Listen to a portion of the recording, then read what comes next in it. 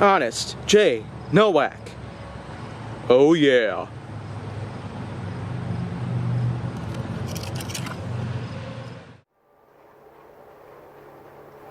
A pleasure to meet y'all at last, and welcome back to HJN and the Legacy of Supers. Because now what I'm going to talk about today are going to be quite a few things about another Batman-related villain called Deathstroke. Yeah, of course. It's the same kind of thing out there who pretty much goes after the Teen Titans, but then this character was just known as Slade.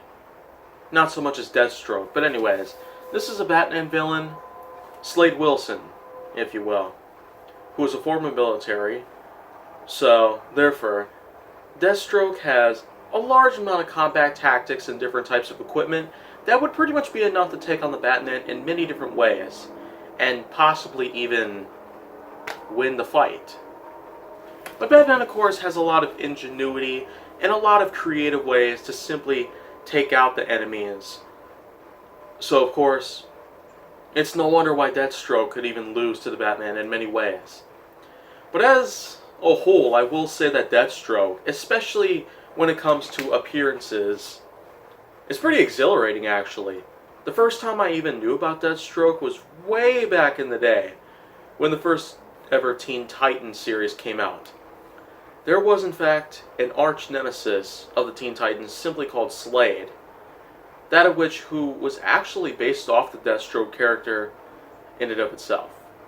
The mask, of course, gives it away with a one-eyed look, and, of course, there's plenty of other things that tend to go around at every point.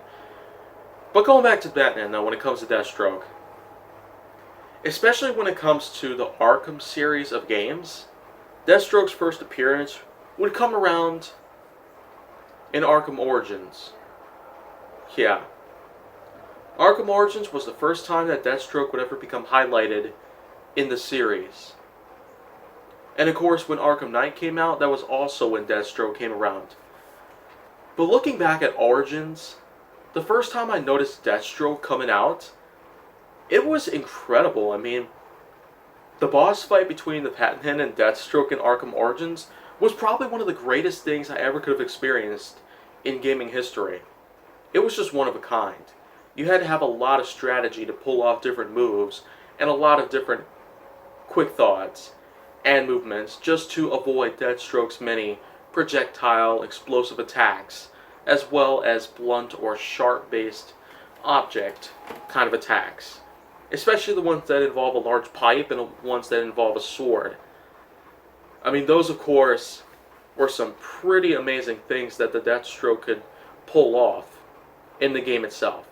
But, of course, every time I played through that stage, I always end up winning, because it does get pretty easy as time goes on. Especially if you learn the pattern that comes about. So, of course, that's pretty much all you need to know about Deathstroke itself. But, of course, the Arkham Knight boss fight between the Batman and Deathstroke was pretty awesome, too. Except for the fact that you don't really engage in hand-to-hand combat like in Origins. You are instead in the Batmobile, going off at a giant tank that can detect you in any ways possible. You pretty much had to target the tank at certain spots to disable it, and then, of course, Deathstroke just surrenders. Kind of lousy there, that you don't really get a hand-to-hand fight, but overall, I'd say that was pretty good too. I mean, the game Arkham Knight was incredible for what it was. The graphics were amazing, character design and the like were all put together smoothly. Well, anyways, I'd say there's a lot more that I still have to talk about here. And if you want to see more, go down to my channel. Make sure to like, subscribe, comment, follow me on social media, and stay on the Hollywood side.